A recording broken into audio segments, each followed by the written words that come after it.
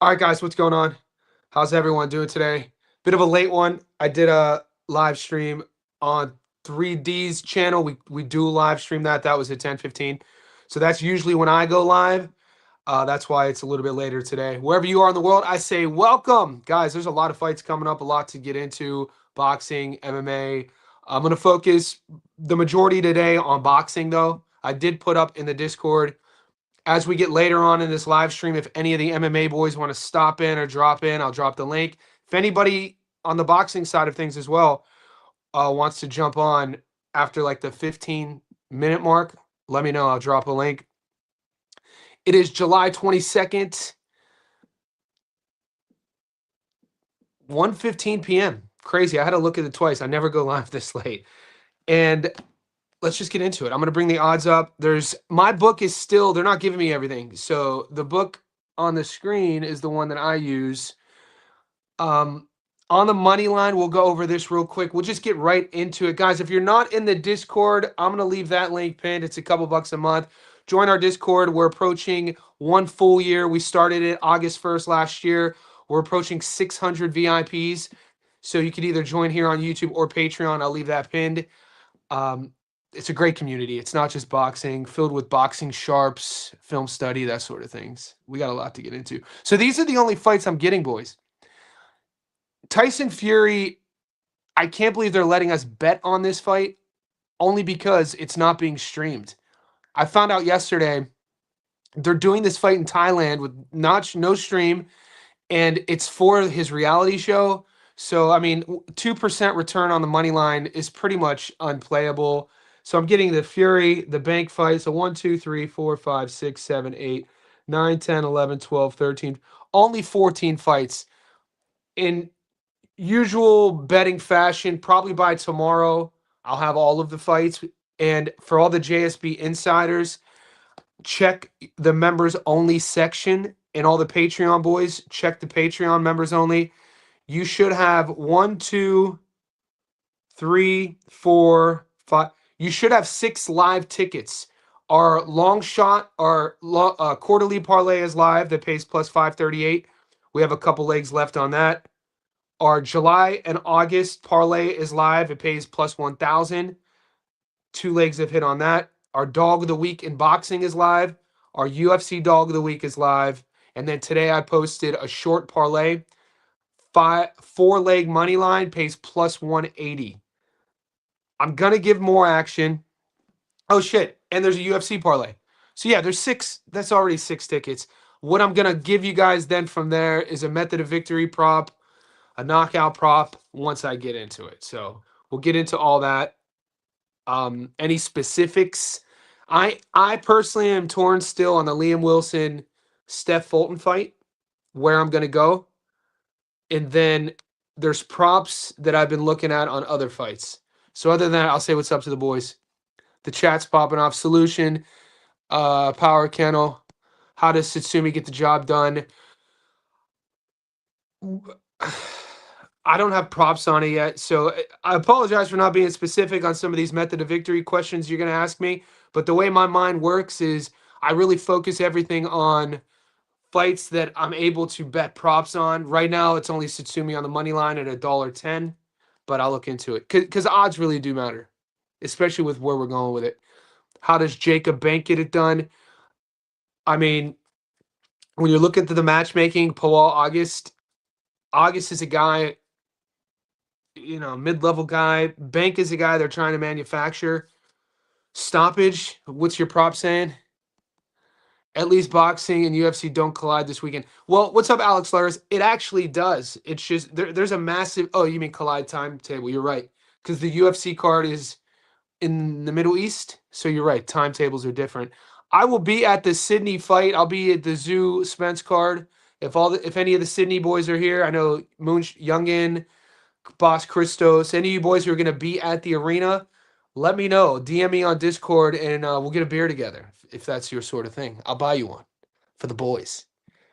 Manny in the house for Zuffa. Do you think this 3-leg is solid? Richardson, Bro, I like it. The 2 fights that I'm still torn on where I'm going. Steph versus Liam for various reasons that we could get into if you're interested. Liam is a plus 280 dog. I'm like 70-30 leaning on Steph, but I can be sold on taking Liam on upset. I sent some messages out to a couple guys that I'm friends with in Philly. I'm waiting to hear back from Paulie. I'm going to meet up with Paulie later on today in Sydney. He's down staying at the Four Seasons. I live just 5 miles from there. So I've been talking to him, Derevyanchenko, and Jaleel. It is really hard for me to bet on a guy. Derevyanchenko turns 41 in October. He's coming down a division. Jaleel, since moving up, he's 3-0 since moving up a division. Jaleel's 23, slight favorite. It's hard for me to bet on a guy who's turning 41, who, when people talk about him, the best thing you could say about Derevyanchenko is A, how tough he is, B, he's never been stopped, and C, how he performed in fights that he lost. So that being said, I am 80-20 leaning on Jaleel. Currently, you guys will be the first to know when I make my exact pick. I do like Berlanga. If Berlanga can't beat Stephen Butler, he needs to hang him up. Stephen Butler, I know he's been winning us money over the last year or so on the knockout prop. We know about his knockout to win ratio, but there are levels to boxing. Stephen Butler's lack of certain skills mixed with how he likes to fight versus Berlanga, who's coming off a knockout stoppage loss. Butler is going to be there to get hit. In my opinion, Butler is tailor-made for Berlanga. If Berlanga is even a fraction of the skilled fighter that I still think he is, he should win this handily.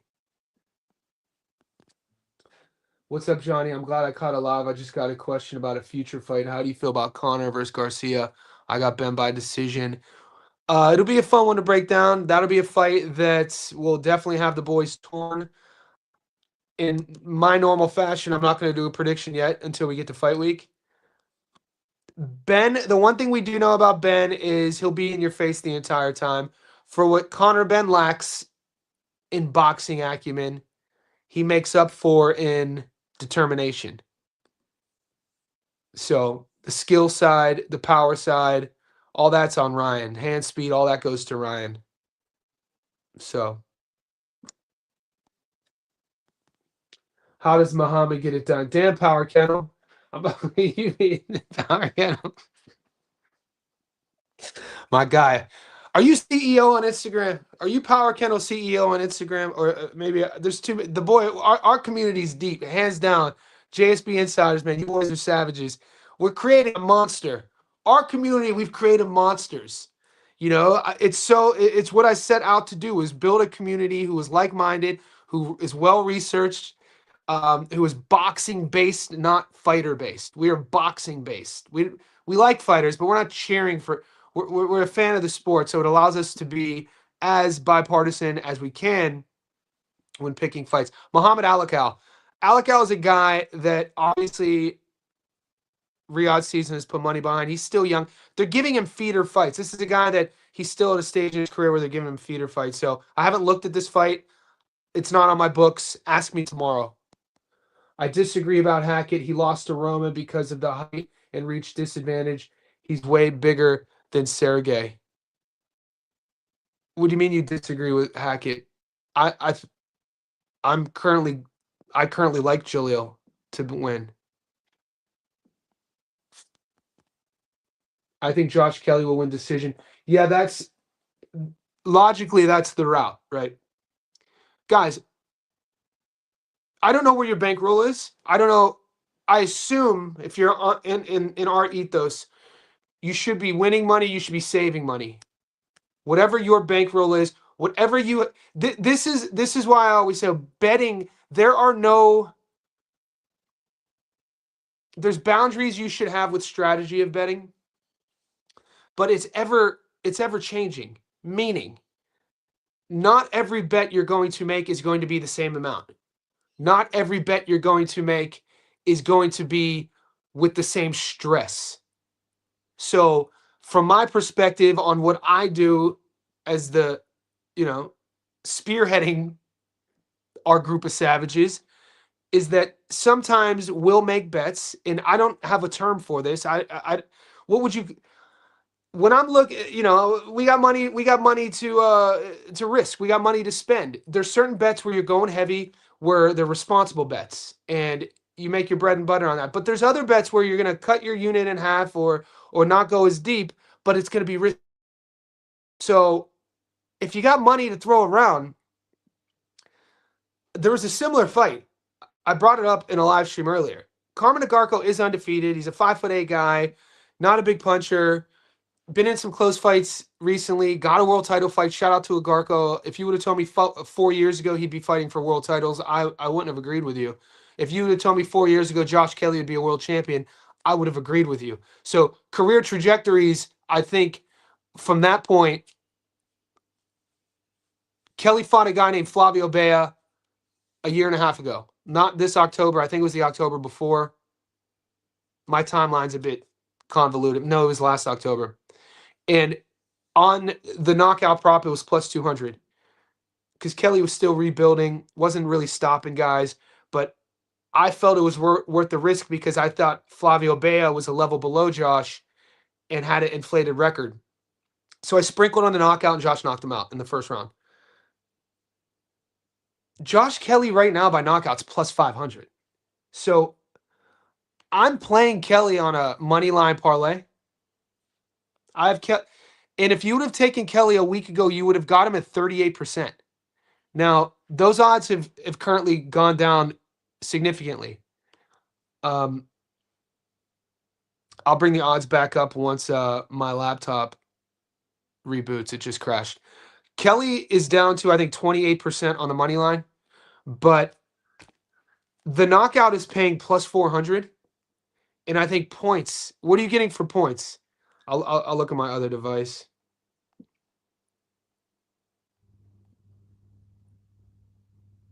Kelly on points, 56% return. So logically, the 56, if the safe bet, in terms of logically safe bet, you would take Kelly on points at 56% return. If you're building plus money parlays, you could use that and pair that with Berlanga and Butler not to go the distance at $1.50. And that two-way bet gives you plus money. If you're a Cowboy, and I'm not against doing this, I could see a world Kelly stopping him. Then, sprinkle something on the Kelly by side. I could see a world where Kelly's timing and his speed is a little bit too much for Agarco, and the level of how he's moving, and then he could punch too. So catching Agarco coming in on the front foot, getting him frustrated, the fight goes a little bit deeper, and Agarco starts taking a little bit too many risks. And Josh wants to make a statement and, goes for the knockout. It's really going to come down to Josh wanting to make a statement. It's his first title defense in front of his people. I think Kelly's going to want to make a statement, and I don't mind the knockout. Nathan, you're from Dallas. I didn't know that. I thought Nathan was Aussie. I'm from Dallas. I think I'm rocking with Spence. He's hard not to cheer for, man. I think it's only our group that understands that we're actually able to pick against a fighter and still like that fighter, because Errol, it's a testament to how long Errol dominated the 147-pound division for. More than 5 years, but I always say Errol's prime for me, when you look at his performances, was probably from 2015 to 2018, when he wasn't just winning, when he was starching people. He wins the belt in 17 against Brook. Brutal. That version of Errol for me was my favorite version of Errol. Because of that, to this day,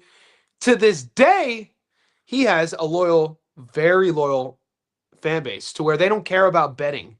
Loyalists don't care about having a conversation about path to victory. They are riding and dying with their fighter in comment sections, and I respect that, and I get it. But it is sure as hell fun to troll Errol Spence fans in comment sections during fight week. They get super emotional. They might be more, mate, this time around too, maybe it's because we're at the tail end and people are understanding this, probably Errol's last fight. They're even more emotional this week. I think it'd be a Hollywood story for Errol to come to Sydney and become the first fighter ever to beat a Tszyu in Australia, especially after all that Errol has overcome. I'm not betting on that though. Josh Kelly, Liam Wilson, Tim Tszyu, good parlay. Okay, so the risk obviously would be Liam at plus 280. The question is, which Steph Fulton are we getting? Go to. It's weird. I don't know if the community I live in. I pay down here in Sydney. You have we pay. You have. It's called MBN, and I don't know anything about tech. Maybe everybody knows what MBN is, so now I sound like an idiot. But I made sure to, life is too short for me. I'm old now. I'll never cheap out on hotel. Life's too short for me to stay at cheap hotels, to eat cheap food. When you're I'm 44. When you're in your mid 40s, these are decisions that, as a man, I think we all probably come to terms with. So high speed internet was also one of those. So top dollar for MBN. The only time it ever gives me issues is when I live stream this time of the day. And I'm starting to think, I wonder if it's because the community I live in. I'm not sure. But that's why you're not seeing the odds on that side of the screen. My laptop is still loading. But Liam Wilson and Steph would be the risky one for me. I think Tzyu's easy money. I've also been looking at Mike Davis. I feel those takedowns will be an issue, man. I hate how the control time counts for so much. I've been burned so many times. We're talking UFC now. Yeah, Mike's an underdog for a reason. I think Mike isn't a household name for most MMA fans. Mike's a beast. They call him a beast for a reason. I think if you're looking for a dog to play, this is the excitement of betting dogs. I'm not talking 10-1 dogs. Mike's like not even a 2-1 dog. I think I got him at plus 180. When you're looking for dogs to play in boxing and MMA, you want to bet on dogs who will freaking fight for your money. That's a saying. It's common in our group. You guys know what that means. Mike Davis is going to fight his ass off for your money. So if you look at the tickets that I posted in our group, every week you can see the date when I placed the ticket. You see the transaction, you see the date. Diego had yet to knock out Emmanuel Alim. And we know we hit on that ticket. I was already looking ahead at next week's fights. When I saw Mike Davis was a dog, I smashed it. I didn't even have to look. And that was before I saw who he was fighting. I was like, Mike Davis is a dog is crazy to me. I'll always take Mike Davis as a dog, by the way. But he's just for me, he's just one of those fighters. Battle of the Drunk Liam and Fulton. One is I know. GK, man. Did you guys watch the how is this still not loading? It's pretty insane. Did you guys watch the Arrivals? I brought it up. We were kind of live chatting in our Discord last night. Shout out to the boys. They talked to all the fighters. They talked to Amon Rita. They talked to Paul Fleming. They talked to Tim. They talked to Errol. They talked to Steph. Why didn't they talk to Liam? And it kind of makes me feel weird talking about because he's so young. But you're onto something there. 3-leg for UFC, Dulatov, Ankalaev, and Mike Davis. I like Manny. I like your style, brother. I like how you're look, the reason why I'm hesitant with your questions because I've noticed you're putting dogs like it's risky. It's risky. When I'm building tickets, even though I have these fighters on tickets, I don't combine them. Maybe I should start combining them.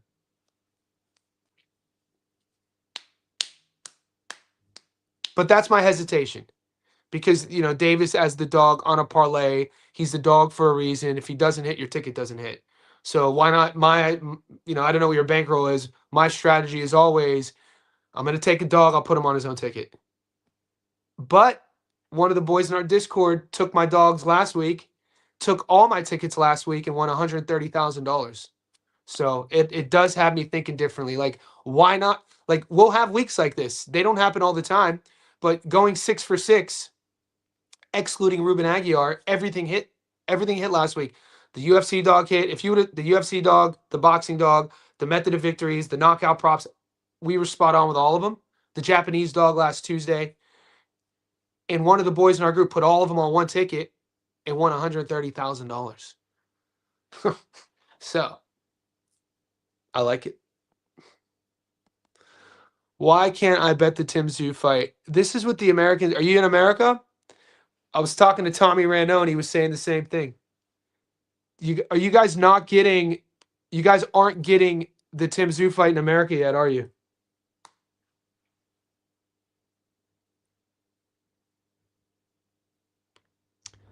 This is crazy. My internet's suspect. Freck Hefner, can you invite us to come on the show, please? There's a few. You know what, Freck? I recognize you from the Instagram comments, and I think you were being pretty mean. So our live stream chat here is built for our JSB insiders, the boys you see with the stars. For that, but I appreciate your support. Comment what you want to say, and I might let you on. You were out there defending EJ a little, like the Errol fans are out here defending his honor. You know, like that's the one thing about what we're not. If I'm betting against Errol and telling you that Errol is faded, that's not anything personal. Like there's a route. Like if Errol wins, that'll be amazing. I'd love to see Errol win, but that's not our community. Our community is built on making bets and winning money.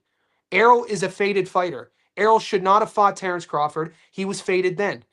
We know why. It's not anything shocking. Errol's style in itself, even if Errol Spence never took 3 years off, even if Errol Spence never got into that car crash, his style doesn't age well. Anyways, he gets hit way too much. Anyways, he hasn't been the same guy since the car crash. Anyways, that is all evident.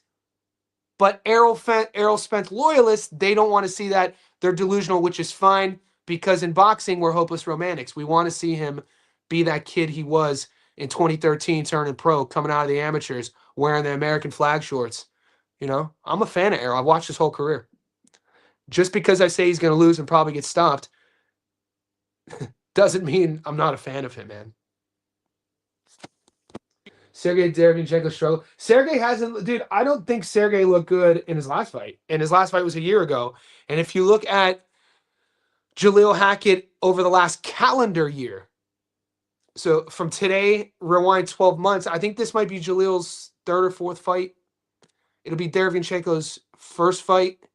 Derevyanchenko's coming off of like a fight against Mbili where he got hit a lot. His style doesn't age well. You get hit a lot. The older you get, you're going to degrade. Derevyanchenko is going to be 41 in October. I like the matchmaking. I like Jaleel Hackett's father and his camp for taking this fight. I rate Jaleel. I think at 23, this is a kid that's going to be around for a long time. And I think Hackett, I'm like 90% sure I'm taking Hackett. Have they announced the referee yet for the Tszyu Spence fight? I hope it's the little Filipino ref that ref Tszyu versus Ocampo. He's a good ref. Aussie pugilist. See, this is how well versed our you boys know the refs. That's all. I'm gonna leave it at that. You boys know the refs. We up. We up. The boys know I gotta get my ref game on point. I know a few. I know Thomas Taylor with the hairpiece. My man with the hairpiece and trying to dye his beard. You know he's out here slinging on the weekends. No, you know, keep it up, Thomas. Who else is our boy? We got a few of our boys. Who's old mate from the UK who will stop fights in the third round after a 3-punch flurry? He'll just be like, we cool. A-side, we good. It's just over. Forget his name. I got to get my ref knowledge up. High interest. Yo, Johnny, I don't trust Fulton, brother. I think Jaleel Hackett should edge him out. Okay, so you guys are seeing these. I think these are our fights where we're going to make our money. I think we have an opportunity if we play our cards right. Liam is plus 300 on some books. Fulton looked like he don't give a fuck no more. I don't see the fire in his eyes. Right now I'm leaning no distance. Julius, you want to jump on and chat? Let me know. Sergey made middleweight in 4 years, that weight cut. Yeah, and this is another thing, guys. Usually aging fighters, you'll have guys as they age, they move up. Perfect example, Errol 147, he's fighting at 160. That's just an example. Errol's 36. Sergey's turning 41 in 2 months, and he's coming down. And since Jaleel has moved up, Jaleel's 3-0. And I feel that, and this is one of my selling points on taking Pacheco last week by knockout, similar to this in that I said Pacheco seems like a guy at 25 with the coaching change that I fully expect him to add levels to his game, having linked up with Buddy. And that's exactly what we saw. We saw him catching, he's throwing the counter backhand, which was nice, using the jab from the outside, brought his body work back. In relation to Jaleel at 23, this kid's so naturally gifted, big, athletic, aggressive, wants to be in the wheelhouse. I expect at that such a young age him to show us more wrinkles with each fight. Great step up for him. Great step up for him. Tough fight for a 23-year-old kid. Great step up for him. I believe in Jaleel Hackett. I think I rate him. I think Jaleel Hackett has an opportunity to make some noise for the next few years. So if he could go out there and make a statement against Derevianchenko, a statement in which no one has done yet. Derevianchenko 16-6, far from perfect, never been stopped. They call what's Jaleel Hackett's nickname? El Negro Mexicano, the Black Mexican, referring to his style. He wants to cut the ring in half. He wants to pressure you, put you in the phone booth, and break you. You'd have to think that's why they took this fight. Team Hackett. Be the first guy. And then if he does that, I mean, everything opens up for Jaleel. Everything opens up. I like believing in that. That's what, when I'm betting on Jaleel, that's what I'm betting on. And this is why I talk about boxing fans. We kind of can be romantic sometimes about it. Sometimes it pays off. We get paid off by looking at things like that. But when I look at breakdowns, there's always an element of that. Like, why are they taking this fight? What does he have to gain? Where's each fighter trending? Who has more to gain from this fight? Like Derevianchenko, he's fought, everybody, and he's on the short end of the stick. His best performance I asked Gary earlier today, 2020 against Triple G. Maybe it was 2019. In a fight on paper, he lost. So are we talking gatekeeper status? I think Jaleel Hackett, I think it's a good spot for Jaleel. I like the connection he has with his pops. It's an exciting fight. I'm talking myself into 100% taking Jaleel on the money line. Guys, wherever you are in the world, there's 75 of you here. Like the video. Let me know what time it is. We're 28 minutes in. We got a lot of work to do. We don't always have to agree on everything. We know that. I'm not trying to talk anybody out of their bets. I never do that. I'm not telling you guys, if you're new to the channel, because our channel is growing, that I know more than you. It's not what I'm doing this for. We are true blue boxing fans. We do this every single week. We were streaming Monday night the Japanese fights. We had 100 people in the Discord live streaming the Japanese fights. So if you're new here, this is what we do. We're not a casual page. So I just want to reiterate that. A lot of you boys already know that. I feel Ben struggled with Regis due to the southpaw style, him being green.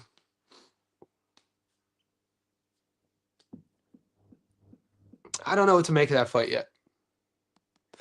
I got Teo over Raleigh. Teo got way more skills and tools. If he avoids Raleigh's power, I can see him winning a decision. Now, that's a fight that interests me. We must remember. Ask yourself, both fighters, and do this with Conor Benn and Ryan Garcia, do this with Sergey Derevianchenko and Jaleel Hackett, Tim and Errol. You got to ask yourself, with Raleigh and Teo, is this the best version of Teo?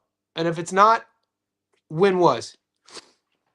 If you ask me, Teofimolopez at 20 years old was one of the best in the world. 21 years old, Teo? Jesus Christ, dude. Now, I'm not saying he's degraded so much, but it's not sometimes in those lighter divisions, I mean, not that light. It's not like he was fighting 115. Under 147 pounds, sometimes guys mature at a younger of an age, and in the little bit more grown man divisions like 160, even 154, 168, it takes a few years when you see a guy's physical maturation sort of happen. Like Xander, for instance. I think Xander at 22, at 154, what we could see Xander when he's 27 at 160 could be a guy who's mowing guys down. Teo at 2021, to me, that kid was special. What is he now? Mid to late 20s, still athletic. I just feel he's not the same fighter. I don't think there. I think there's a world where Raleigh could beat him. I think this is the best I think Raleigh, on the other hand, now fighting at 147, it's Raleigh's belt. Raleigh's the two-division world champion. Raleigh's coming up, one's belt at 40, one belt at 47, has the power. I mean, I think he's showcased against Ryan. He's more than a guy who just can land his hook. How do you land that hook? You got to set the hook up. You have to have good timing. You have to have good footwork. You have to know how to manage range and space. You have to use the ring. So when we're talking about high-level world title fights, and you're talking about guys who become multi-level world champions, there's a lot there's a lot more going on behind the scenes other than what we see or what what a guy's good at. So I wouldn't just throw Raleigh away in this fight and just say that Teo would win, but that I don't have an official pick yet. I called that a while by knockout this Monday in the Discord. Hey man, we all did. Why? You know why you didn't call it? Because we all did, brother. We're a community. This is a teamwork. It's team effort, baby. I called RJ and Jose on UFC last week on live. High interest, same thing. You know what? You know why you didn't call it? We call it. We're a community. Guys, go to the Discord, man. Look at the chats that guys like High Interest and JK Sire having every day in the Discord leading up to the UFC fights, leading up to the boxing matches, sharing film studies, sharing discourse, not always agreeing, coming up with parlays. This is we up. This is why we win. It's not just me saying, here are my tickets. This is who's gonna win. You're not allowed to disagree. No, bitch. I hope you disagree with me. I'm not trying to change anyone's opinion on anything. And I'm still not getting internet yet. Jaleel will win by look, it's a great story. You know what I'm saying? There's definitely a storyline there. What was Pacheco's storyline last weekend? I told you this. The storyline in that fight, and I said this in my breakdown video, was that Lester couldn't stop him. You guys are telling, and this is coming from Diego. Lester couldn't stop him. You guys are telling the boxing community that Lester's this big puncher, that Lester's this feared brawler. Lester couldn't stop him. Watch what happens when I go. What are you going to say when I go out and stop him? What are they going to say now? That's that's an element of why I played Pacheco by stoppage. I also rate Pacheco.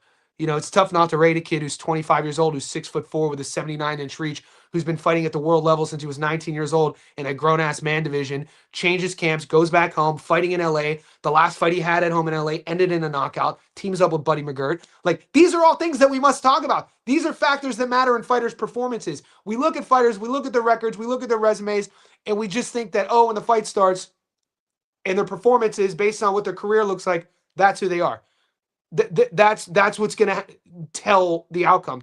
There are so many underlying factors that go into each fight that in one way or another will influence an outcome. Coaches changes. Where is the fight at? What weight class is it at? Somebody in the chat earlier said the ref. Like, you got to add the ref in somewhere in there. I'm not saying the ref has a lot of precedence in an outcome, but you got to mention it. What's the promotional company? How old's the fighter? This is the fighter moving up, moving down. If he's moving down, how old is he? If he's moving up, there's all, and this is what our community does. We weigh in on all of these extraneous variables into predicting our outcomes. It's why we win week to week. It's why our success rate is higher than most. I'm not saying we win all the time, but the receipts are up on the channel, and it's not just about me. It's about the chat that we have, and that's what We Up stands for. It's about the chat. So, and logically, back to the big fight of contention, especially in the comment section with Timmy and Errol, is all of the logically, the extraneous variables of the whole scenario. Errol's never fought at 160. Errol hasn't fought in 3 years. Errol looked like dog shit against Terrence. Errol used to have punch resistance too, by the way. He got wobbled against Ugas. This was post-car crash. He was known for a guy who could take big shots in his prime. He wanted to break your spirit, break your will, break your body down. One of my all-time favorite southpaws. He's actually one of the only southpaws that I like who's a marauding brawler. My other two favorite southpaws are defensive wizards, Pernell Whitaker and Paul Spadafora. So, Errol not having, the punch resistance started leaving after the car crash. You could see it in the Ugas fight. Crawford proved that. He can't take a shot. That's at 47. He doesn't fight for 3 years. This fight's at 160. For me, it's not that Tim is better than Errol. It's not that Tim will ever be better than Errol.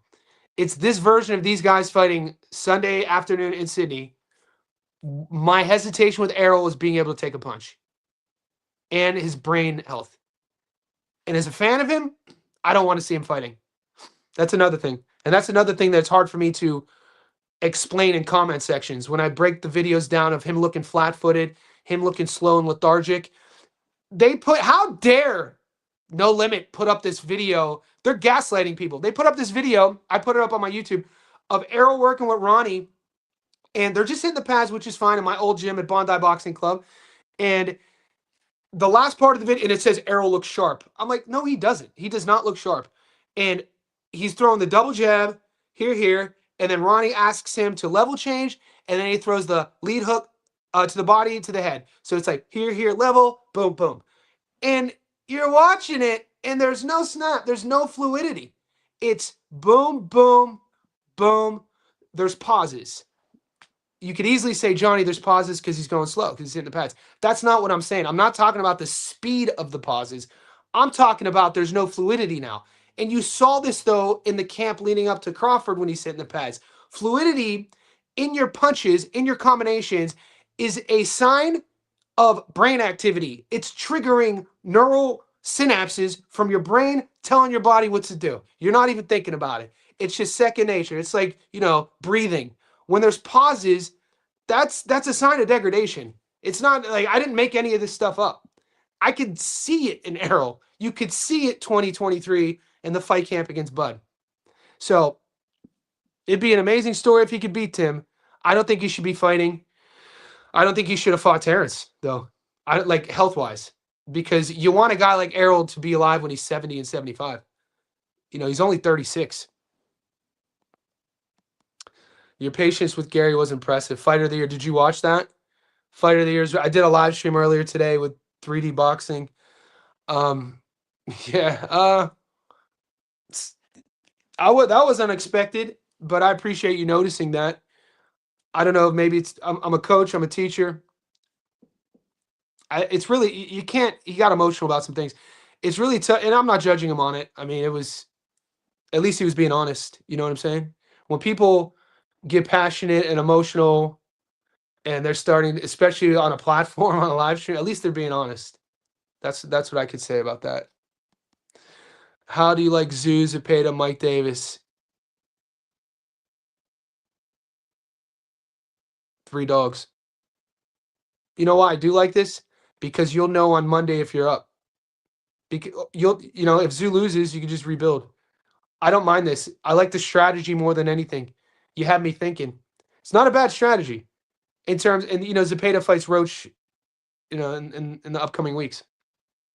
So you'll know. Maybe you give me an idea. Maybe do a multi-week dog parlay to where, if anything, if the first week wins, it builds the anxiety and the hope. And if it loses, you just tear it up and then rebuild again. So I don't hate it. I like the strategy more than anything. I'm kind of torn. I do think Zepeda stylistically is a nightmare for Roach. I do. I think that front forward pressure style, I don't think Zepeda is going to give the fight that Roach wants. Zepeda won't fight him like Tank fought him. And will Roach be able to handle that? I'm still torn. I like Lamont Roach. So many good fights, guys. Dude, boxing hands down, greatest sport on earth. Why don't you have Jaleel Hack? Because I needed to chat with you guys. See, this is what you guys sometimes give me too much credit. I know when we're winning, I learn just as much from you guys and you learn from me. That's all I'm saying. I really mean that. A lot of my process and strategy of winning money consistently, and I've never won more money than I have this year, by the way. And I've been betting before you even knew I existed. a big reason of our success is through these chats. It's why I go live every day. If I need to talk something out, talk a fight out, I actually listen to what you guys are saying. You have no idea how many times that, and in the past, it's burned me. Why I haven't bet on Jaleel? Because in the past, maybe months earlier, I would have already made my bet. I would have done these live streams. You guys would have brought something up that I didn't see, brought up a fact that I didn't know, and then I couldn't flip-flop. And then you guys were right and I was wrong. So now what I do, for me, my strategy, if I think there's close fights, I will wait until I decide that I feel comfortable enough based off of what I've already know, what I already see, what I already think, and then what you tell me. So that's why. Good question. Johnny Maggs, my guy.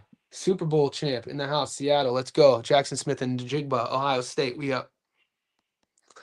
Do you think Aaron? I do. Wins by decision. I'd have to look. Aaron hasn't fought in a while. I hope that kid stays active. You guys know how I feel about Aaron McKenna. I rate Aaron McKenna. I think he's going to be a world champion. I was told he was first put on my radar. I have a Facebook group. It used to be called Boxing News Today. Bud Crawford's coach. I'm getting messaged by like 3 different devices. I apologize. My head's everywhere trying to juggle. When I learned Aaron McKenna and his father and his brother were flying from the UK to train at B&B in Nebraska, I was like, holy shit. And that's when I started really paying attention to McKenna. And then his last fight, he put on a career-defining performance. So I definitely think he beats Ahia. I don't know what the odds would be for method of victory. AJ by knockout. I'm not getting odds. Shiny Suits. What's up, brother? How do you think of Garco's chin? So that's what I'm questioning. I think Kelly is going to be in a position to test it. I think Kelly's going to want to. Josh fights a little bit differently. Like, I think he has it in his arsenal to be aggressive. When you watch it, he learned a lot from the Ray Robinson draw. He definitely learned a lot about his gas tank in terms of inefficiencies with his style against Ava. And this is a smart guy. This is a fighter who will make adjustments. I've seen him on the front foot before to stop guys. So, and he could punch. I think he'll take his time early. I think he'll see how Agarco handles his feints. I think he'll see how he handles what the speed difference is like. He'll definitely want to taste his power. I don't think I don't know if it'd be that controversial saying Agarco's not world class, even though he is fighting for a world title. And I don't want to ever shade an undefeated fighter. So I don't want to disrespect him like that. You got to call him world class, right? I put Kelly a level above him. I wouldn't be shocked if Kelly figures some things out early and goes. He used to be a good body puncher. When you look at Kelly coming out of the amateurs and, the fights leading up to the Ray Robinson fight, Kelly was a guy who would stand in the middle with you, put your back on the ropes, and work the body, work up top. And over his journey, he would get hit a lot. So what you're seeing in this style is an evolution of his style. The criticism on Kelly, and this is how I know guys really haven't watched his entire career, and I know that 3D doesn't like him, and I know that a lot of his guys bet on Murtazaev, so they don't like him, which is fine. But I watched Kelly out of the amateurs. Josh Kelly used to get the criticism now from the Murtazaev fans is that he ran. That's the criticism, that he's not a fighter. He doesn't like to. People are questioning his willingness to fight, which is absolutely a very casual take, by the way. All things considered. To say that is a very casual take. The criticism on Kelly used to be that he got hit too much. If you watch his career, if you know the kid, that's what they used to say. Put your hands up. You get hit too much. Why are you punching with him when you don't have to punch? Why aren't you front running?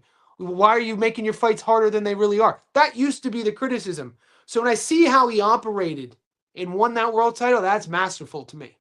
Because I watch it. You watch a fighter and you watch the whole career is a painting. Especially as they grow and they become world. I always say I love a guy who's lost or either got stopped before they were a champ and then had to rebuild and became a champ, because that's their canvas.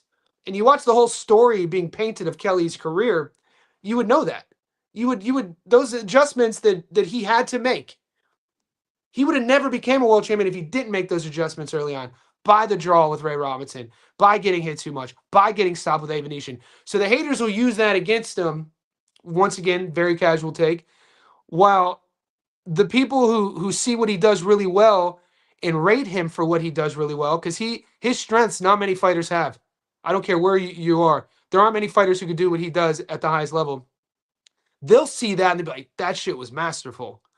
So that's what I see. I think there's some parallels with what I see in Josh that I see in Shakur in terms of what I just said. Not many fighters could do. Same thing with Jaron. I'm not saying stylistically, I'm not comparing the styles, just at the high level, a fighter being so gifted, having these tools that not everybody has, and then being able to use those tools to negate their opponents. That is boxing. Boxing isn't who has the biggest right hand. We could go get drunk tonight in Sydney to a bar. We could go figure that out. You know what I mean? We could do wherever you are, though, you could go figure that out if you want to play that game. That's not boxing. Berlanga Butler, no distance. That does shout out to, and got to give 3D credit. That prop wasn't on my radar until the live stream. He pulled it up. Check your books. I love that prop. I'll probably play that with something else to get some plus money. Berlanga Butler, no distance, is $1.52 right now. Like, that to me could be our diamond in the rough. Are you going to do a fight breakdown, Hitchens, Salas? If I can't get to the stats, don't lie, the breakdown, I'll make time for it here. I like Hitchens on the money line. I think Hitchens is world class. I like his move up in weight. I love his jab. I love his hand speed. I think he's learning to trust his power. I think he's going to be too sharp. The question will be either Hitchens on points or Hitchens by stoppage. And, you know, I've won money before Hitchens on stoppage at plus 500. So it's not, I know he's not a knockout artist, but I have evidence of him winning by stoppage and me playing it at crazy odds.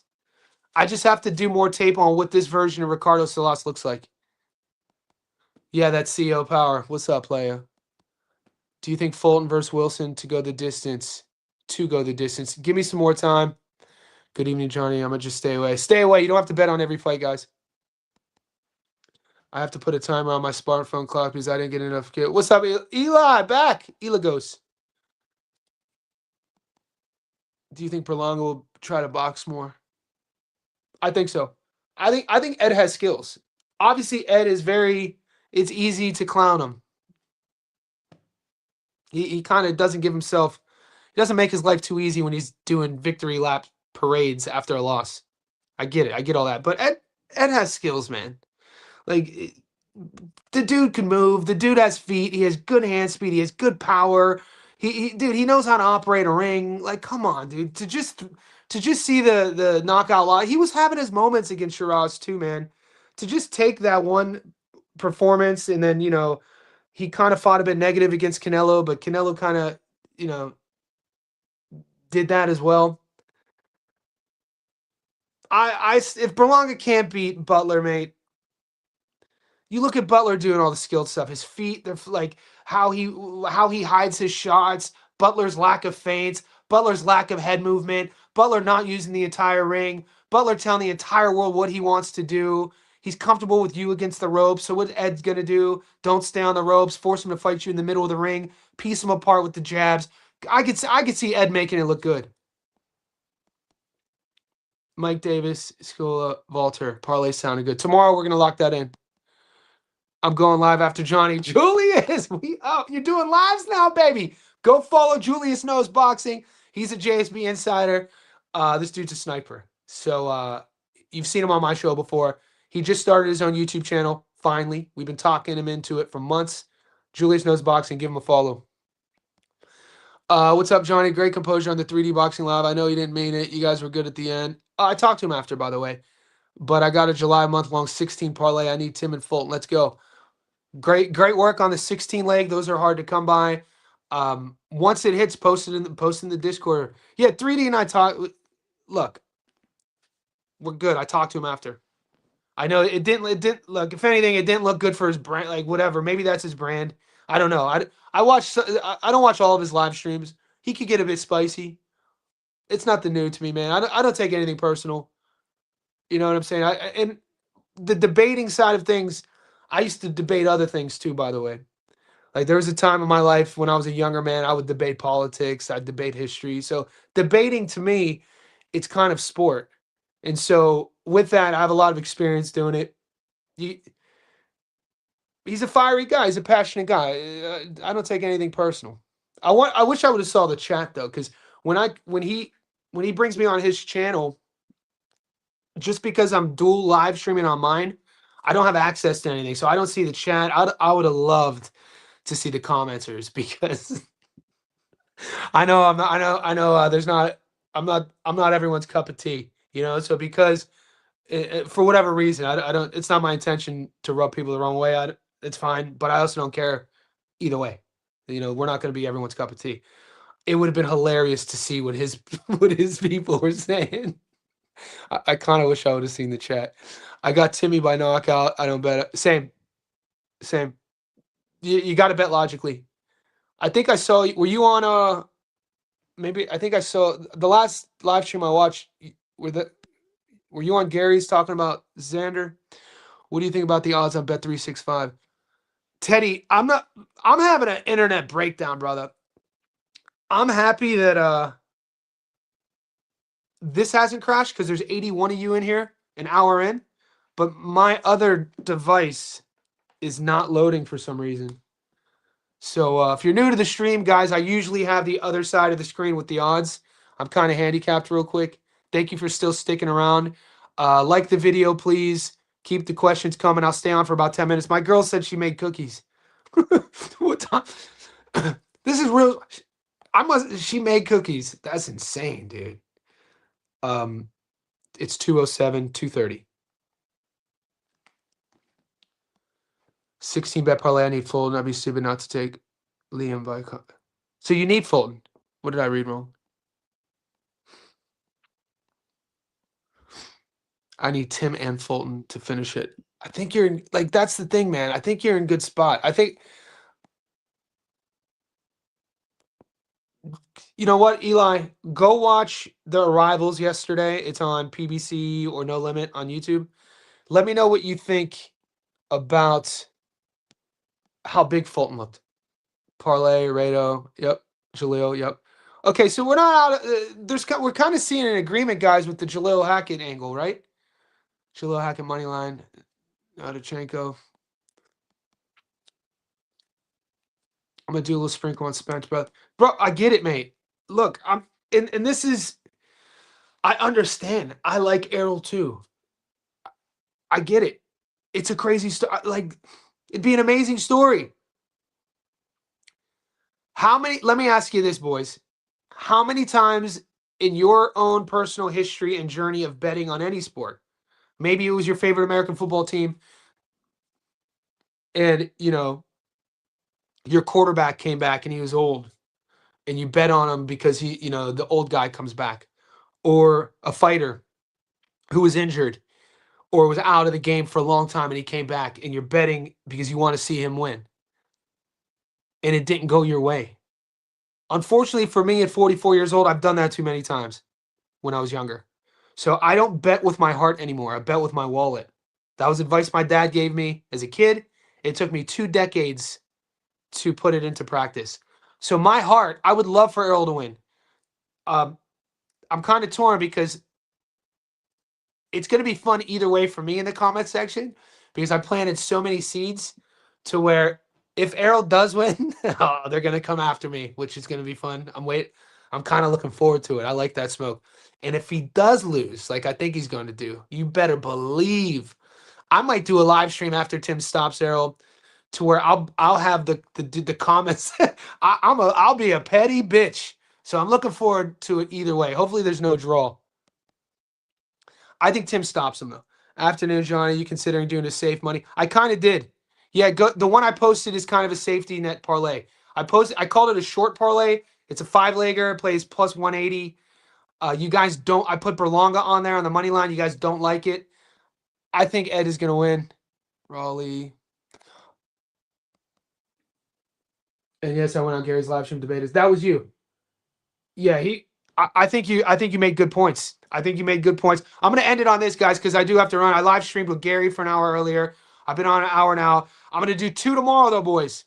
So I'm gonna do an early live stream tomorrow and then a later one afterwards because I'm going to the I'm going to the No Limit Tszyu Errol Spence press conference. So I'll be there. But in between that, I'm going to bookend it with a live stream and then a live stream. So you see me twice tomorrow. The second live stream tomorrow will be much more UFC based, just so you guys know. But I thought you brought up, Eli, good points about Xander's mistakes tactically. And I also feel, and I do agree with you on the point that Jaron Ennis, for how gifted he is, historically, when you see him excelling and, as the Young Bucks say, cooking, he's doing it in a certain space of the fight. He's doing it with his opponent choosing to fight in a specific range with him. This is why in Xander, for Xander to do that and adhere to that and not have a plan B, especially when he got hurt and then recovered, and not take a round or so to use the entire ring, make Boots come to him, try to survive a bit. There's no harm in that. And that just goes to show you his youthfulness and his ego.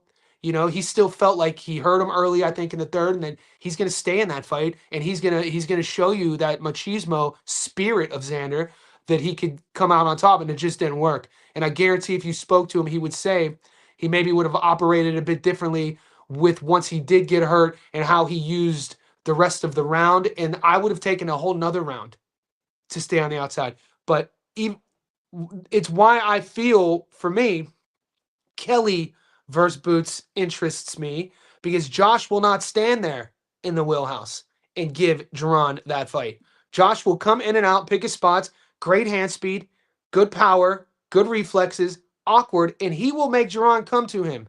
And who knows, I want to see it, Jaron could just wash him out and it'll be fine. And I'm not even saying I would take Josh to beat Jaron. I'm just saying I want to see how that would work. Jaron coming on the front foot. Would he get frustrated? Would Josh's counters get to him? Would he walk Jaron onto something? It's not like Jaron is a flawless fighter. He definitely has flaws, and his flaws are on the defensive side of the plate. So I agreed with you on that end, and there's a lot to chat. All right, boys, I appreciate everybody here. Like the video, subscribe. I'll see you guys again. Do your film study. We don't have to agree on everything. The only thing we do agree on is what? Best sport in the world, baby. Boxing. We up. Let's go.